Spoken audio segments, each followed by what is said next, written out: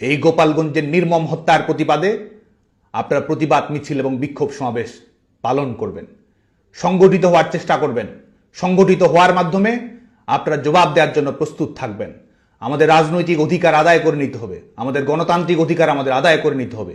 এই দেশকে যারা কুক্ষিগত করেছে, নাগরিকদের উপর যারা সীমাহীন হত্যালীলা চালাচ্ছে, আমাদের নারীরা যেখানে বের হতে পারছে না, প্রত্যেক মুহূর্ত ধর্ষণ, খুন কিংবা নিপীড়নের শিকার হচ্ছে, বাংলাদেশের নাগরিকদের আত্মমর্যাদা, স্বস্তি, নিরাপত্তা যারা কেড়ে নিয়েছে, তাদের জবাব দেওয়ার জন্য আমাদেরকে প্রস্তুত থাকতে হবে, ঘুরে দাঁড়াতে হবে, লড়াই করতে হবে এবং একই সঙ্গে বিজয় ছিনিয়ে আনতে হবে। আমাদের চূড়ান্ত লক্ষ্য এই দখলদার সরকারের বিদায় ঘটিয়ে বাংলাদেশে গণতন্ত্র পুনরুদ্ধার করা। আমাদের চূড়ান্ত লক্ষ্য আবার মুক্তিযুদ্ধের অঙ্গীকারের ভিত্তিতে বাংলাদেশের সমস্ত রাজনৈতিক দল কর্মকাণ্ড পরিচালিত করবে সেটি নিশ্চিত করা। আমাদের চূড়ান্ত লক্ষ্য জাতির পিতা বঙ্গবন্ধু শেখ মুজিবুর রহমানের আদর্শ এবং সংগ্রামে উজ্জীবিত থেকে ন্যায়ের প্রশ্নে অটল থাকা, অন্যায় অবিচারের বিরুদ্ধে রুখে দাঁড়ানো, লড়াই করা। আজকে সমস্ত মুক্তিকামী তরুণদের প্রতি সেই আহ্বান জানিয়ে এবং একই সঙ্গে আমাদের আন্দোলনকে ক্রমান্বয়ে শক্তিশালী করে আমাদের লং মার্চ টু যমুনা ঘেরাওয়ের প্রস্তুতি আমাদের গ্রহণ করতেই হবে।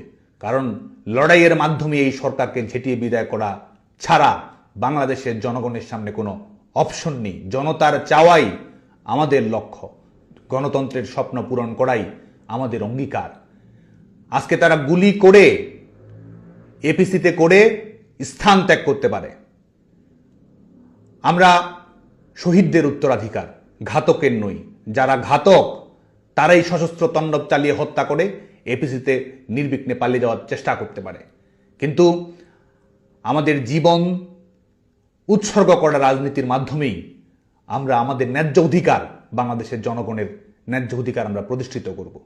গুলি করে আমাদের আন্দোলন বন্ধ করা যাবে না, কারাগারে বন্দি করে আমাদেরকে স্তব্ধ করা যাবে না। আমাদের ন্যায্য অধিকার আমরা আদায় করেই ছাড়ব। বাংলাদেশে গণতন্ত্র আমরা প্রতিষ্ঠিত করব। দখলদার ফ্যাসিস্ট সরকারের বিদায় আমরা বাংলাদেশের মাটিতে নিশ্চিত করব। আপনারা সবাই যার যার জায়গা থেকে ঐক্যবদ্ধ থাকবেন, রুখে দাঁড়াবেন, প্রতিরোধ করবেন। আমাদের যেসব নেতাকর্মী, ভাই বোন, বন্ধু এদের নির্মম তাণ্ডবে শিকার হচ্ছে, তাদের প্রতি খোঁজখবর রাখবেন, সংবেদনশীল থাকবেন, শান্তিপূর্ণভাবে আমাদের সংগ্রামকে এগিয়ে নিয়ে যাবেন। সবাইকে আবারও শুভেচ্ছা। জয় বাংলা, জয় বঙ্গবন্ধু।